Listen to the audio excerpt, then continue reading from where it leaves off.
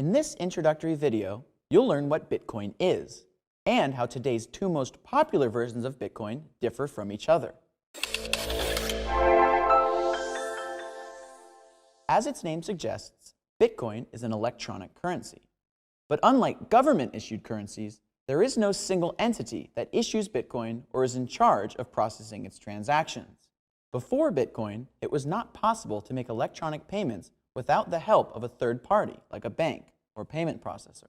Payments were often slow, expensive, and not available to everyone.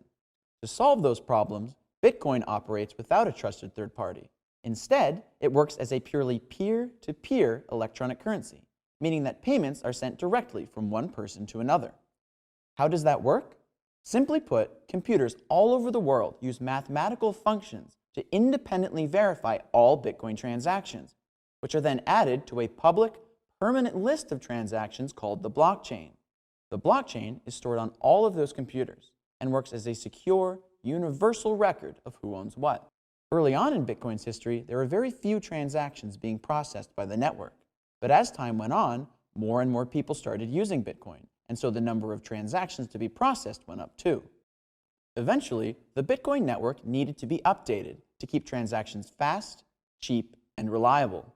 But because there wasn't consensus on how this update should be performed, or whether it should be implemented at all, Bitcoin ultimately had to split into two separate currencies for that update to happen. The version that implemented the originally planned update is called Bitcoin Cash, which is listed on exchanges using the ticker symbol BCH. Bitcoin Cash can currently process over 100 transactions per second, with fees reliably less than a penny per transaction. The other version, which made different updates to the network, kept the name Bitcoin and the original ticker symbol BTC. Bitcoin can only process between 3 and 7 transactions per second, and is now considered by many to be digital gold instead of digital cash. Its fees have ranged anywhere from several cents to tens of dollars per transaction, depending on the number of people trying to use the network at once.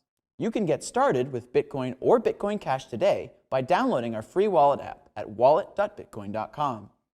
If you'd like to learn more about Bitcoin and Bitcoin Cash, watch our other videos or visit us at bitcoin.com.